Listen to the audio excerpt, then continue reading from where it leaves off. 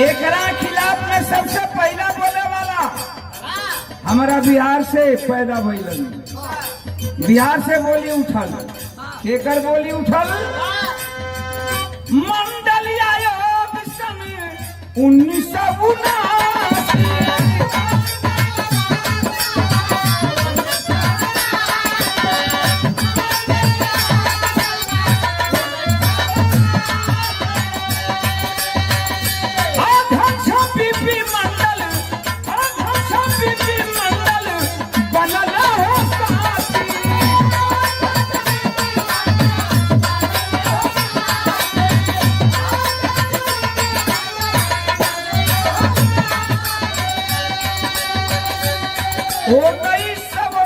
में बीपी मंडल जी इस आवाज को उठाए, जो कि बीपी मंडल जी अध्यक्ष के रूप में लोगों ने उनको अध्यक्ष माना।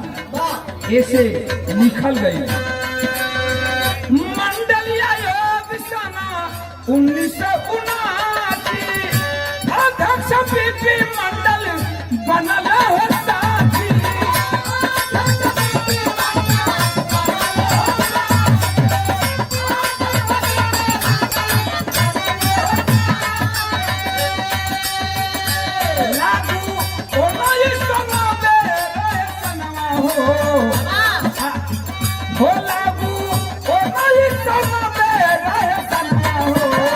जहन्नम में सो हो गई।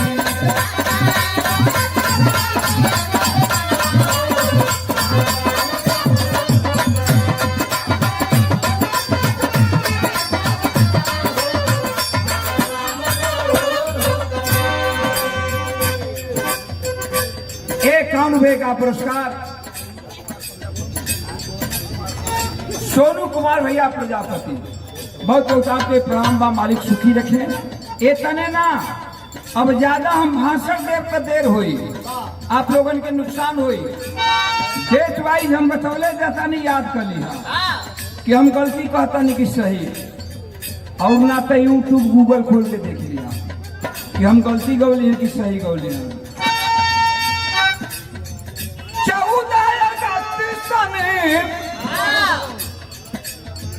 14 अगस्त रानबे के मामा में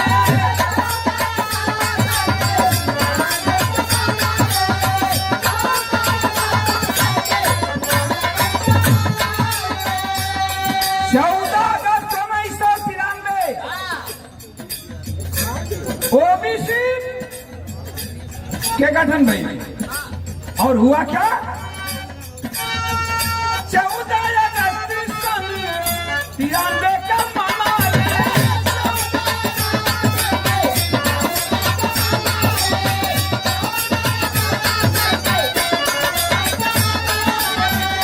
ओबीसी गठन भइल, ओबीसी गठन भइल, सब लोग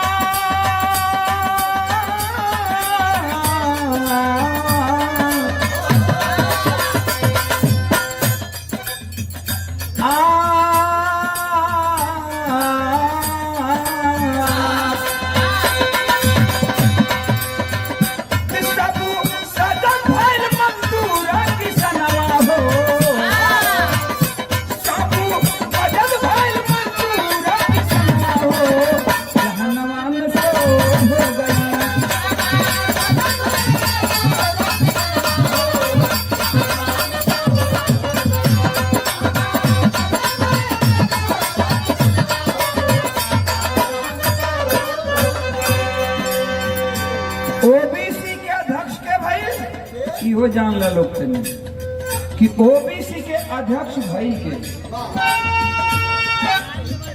क्या लेकर काका का लेकर ओबीसी के अध्यक्ष हुए। काका का लेकर अध्यक्ष पद पावा।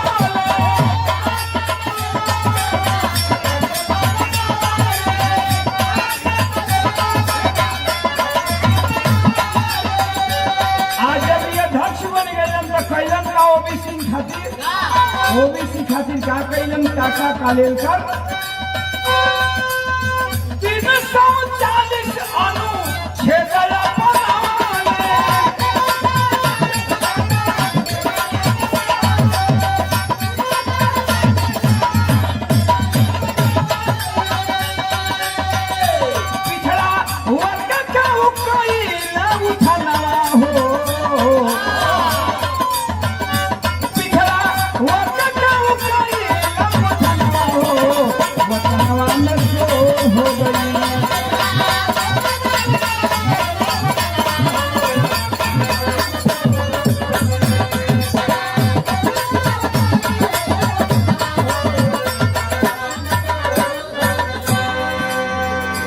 पिछड़ा वर्ग अति पिछड़ा के लिए उन्होंने अनुच्छेद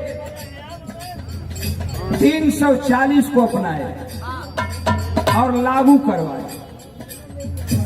तो आने वाला दिन बहुत नजदीक है, आवे वाला दिन दूर नहीं थे। हम और कुछ तो नहीं, लेकिन इतना जरूर कहना चाहते हैं कि आज जो केंद्र में सरकार बैठी है, केंद्र की सरकार है, उसके पास क्या है? न नौकरी है,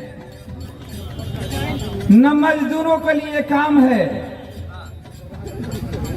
नौकरी भी चली गई, जो सरकारी नौकरियां थी उसे प्राइवेट किया जा रहा है। आज क्या है उस सरकार के पास? ईडी है, सीबीआई है, सीडी है। जो सरकार के खिलाफ बोल दिया उस पर ईडी लगा दो, सीबीआई से जांच करा दो, बुलडोजर से ढावा दो। बहुत लोग के तो हम ही देखा था, नेता लोग के, बड़ बड़ नेता लोग के, कि वो डर से, आज के सरकार के डर से एकदम चुप साइलेंट लगा गई वालों, एकदम चुप साइलेंट कि दादा जेव तन की अगर कोशिश कैली बोले के तो तुरंत हमारा पर ईडी लग जाए सीबीआई। आप बहुत जना कहियो देखली हम कि अपन कुर्सी बरकरार रखे खातिर जहाँ इज्जत मिलल, इज्जत ना लेलन, ओजा जाके बेइज्जत हो गई। इहो देखली हम। अब हम बताई नाम कर नावे रख दिया मंगरू चाचा। अब तो हम लोग जानते हो को बोलो तो ए पिछड़ा अति पिछड़ा, ए दलित महादलित के लोग समझ जाइए, आज भी वक्त है। आने वाला दिन अगर आप लोग समझ गए तो आने वाला 2024 आने वाला 2024 आपका होगा। नहीं तो फिर इसी तरह से ढंग के रहेंगे, बुलडोजर लगता रहेगा, घर ढाता रहेगा, आप लोग कुछ नहीं कर पाएंगे। तो मैं तो गीत के माध्यम से कहकर जा रहा हूं, अब आप लोग को समझ में आवे तो ये बात कर कीजिएगा, हमारी बात को ध्यान में रखिएगा। 2024 अगर नहीं ध्यान में आए, आज हमारे राष्ट्रीय अध्यक्ष कालीशंकर यादव जी,